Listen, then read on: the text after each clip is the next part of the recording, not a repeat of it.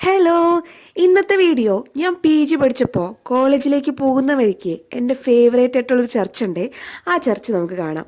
നാഗർകോവിൽ പുളിയൂർ കുറിച്ചി എന്ന് പറയുന്ന സ്ഥലത്താണ് ഈ ഒരു ചർച്ച് വരുന്നത്. ഇടിച്ചാമ്പാറ ചർച്ച് എന്നൊക്കെ പറയാറുണ്ട്, കേട്ടിട്ടുണ്ടാവും എന്നറിയില്ല. ആക്ച്വലി ഈ ചർച്ച് വിശുദ്ധ ദേവസഹായം പിള്ളയുടെ ഹിസ്റ്റോറിക്കൽ ചർച്ചാണ്.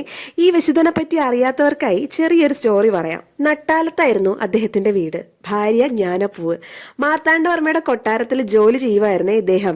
അദ്ദേഹത്തിന്റെ അന്നത്തെ പേര് നീലകണ്ഠപിള്ള എന്നായിരുന്നു. കൊട്ടാരത്തിൽ വെച്ച് ഡച്ച് സൈനികനായ ഡിലനോയിൽ നിന്നാണ് ഹിന്ദു ആയിരുന്ന വിശുദ്ധ ദേവസഹായം പിള്ള യേശുവിനെ കുറിച്ച് അറിഞ്ഞതേ.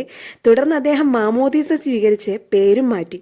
ഇതൊന്നും ആ രാജാവിന് ഇഷ്ടപ്പെട്ടില്ല. മാത്രമല്ല വേറെയും ഒരുപാട് രാജ്യദ്രോഹ കുറ്റങ്ങൾ ചുമത്തി ഇദ്ദേഹത്തിന് 4 വർഷം ജയിൽവാസവും പിന്നെ വധശിക്ഷയും വിധിച്ചു. ഒത്തിരി ഉപദ്രവിച്ചിട്ടും അദ്ദേഹം യേശുവിൽ തന്നെ അടിയുറച്ച് വിശ്വസിച്ചു. കൈയും കാലും കെട്ടി എരുമയുടെ പുറത്തിരുത്തിയിട്ടാണ് വധശിക്ഷയ്ക്ക് വേണ്ടി കൊണ്ടുപോയത്. പോകുംവഴി അദ്ദേഹം വെള്ളം ചോദിച്ചു. അപ്പോൾ ഓട വെള്ളമാണ് കൊടുത്തത് കുടിക്കാൻ വേണ്ടിയിട്ട്.